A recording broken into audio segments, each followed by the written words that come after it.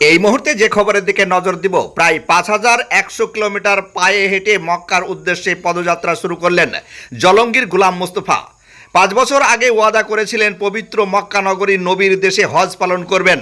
তাই ১৬ই আগস্ট ২০২৬ রবিবার পায়ে হেঁটে মক্কা নগরীর কাবা শরীফ তপ করার উদ্দেশ্যে দীর্ঘ পথ চলা শুরু করলেন মুর্শিদাবাদ জেলার জলঙ্গি থানার ফরিদপুর এলাকার বাসিন্দা গোলাম মুস্তফা। আজ সকালে ফরিদপুরের এক আবেগঘন পরিবেশের মধ্য দিয়ে তার এই ঐতিহাসিক পদযাত্রার সূচনা হয়। প্রায় ৫,১০০ কিলোমিটার এই দীর্ঘ ও দুর্গম পথ অতিক্রম করতে গোলাম মুস্তফাকে ভারতের একাধিক রাজ্য ও আন্তর্জাতিক সীমানা পেরোতে হবে। দীর্ঘদিনের এই স্বপ্ন পূরণে প্রস্তুত হয়ে তিনি আজ সকালে মনের তামান্না পূরণের গন্তব্যস্থলে যাত্রা শুরু করেন। গোলাম মুস্তফাকে বিদায় জানাতে তার বাসভবনে উপস্থিত হন স্বজন ও অসংখ্য প্রতিবেশী। দোয়ার মাধ্যমে সবাই তাকে শুভকামনা জানান। যাত্রা শুরুর আগে গোলাম মুস্তফা সৃষ্টিকর্তার উপর পূর্ণ ভরসা রেখে সবার কাছে দোয়ার প্রার্থনা করেছেন। ফরিদপুরের বাসিন্দা তার এই বিরল সাহসিকতা ও ইমানি জজবাকে সাধুবাদ জানিয়েছেন। পাশাপাশি আমরাও বলবো, এই ভিডিওটি যারা দেখছেন তারা গোলাম মুস্তফাকে দোয়া করবেন, মহান রাব্বুল আলামিন যেন তার স্বপ্ন পূরণ করেন। পাশাপাশি মুসাফির হিসাবে আপনারা কিছু হাদিয়া দিতে পারেন, এটাও পরিবারের তরফ থেকে আবেদন।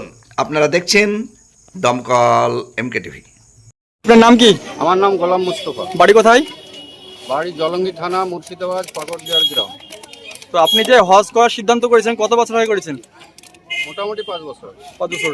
আপনি মানুষের ভরসা কেমন পাচ্ছেন? আপনি যে সফল হবার রাস্তা অবশ্যই খুঁজে পাবেন ইনশাল্লাহ। মানুষের যা আমি উৎসাহ দেখছি তাতে করে ইনশাল্লাহ আমি পৌঁছাতে পারবো। আল্লাহ পৌঁছালে আর মানুষের দোয়া থাকে।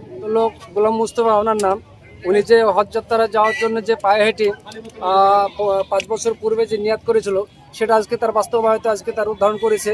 আমরা আনুমানিক 5 কিলোমিটার আমরা তার সঙ্গে আমরা পদযাত্রা করেছি।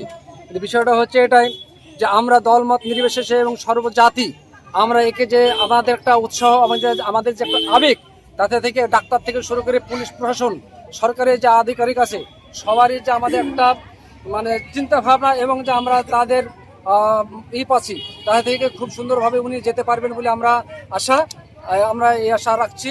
এবং আমরাও জানি আমাদের প্রতিবেশী উনি খুবই গরিব, পয়সা অভাবে উনি ফ্লাইটে যেতে পারেননি, সেই জন্য রাস্তায় হেঁটে যাবে।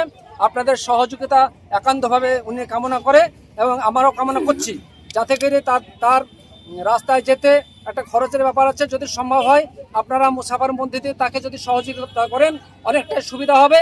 এবং রাস্তাঘাটে যেতে মিডিয়া থেকে শুরু করে পুলিশ প্রশাসন এবং যত সরকারি আধিকারিক আছে সকলের কাছে আমার আন্তরিক প্রীতি শুভেচ্ছা এবং সকলের কাছে আমার একটা দাবি করজোরে আমি মিনতি করে বলছি, যাতে করে তাদেরকে সহযোগিতা করে তাকে আমাদের হযরত মুহাম্মদ সাল্লাল্লাহু আলাইহি সাল্লামের কবরস্থান যাতে উনি জিয়ারত করতে পারেন, তার সুব্যবস্থা আপনারা করবেন। তাকে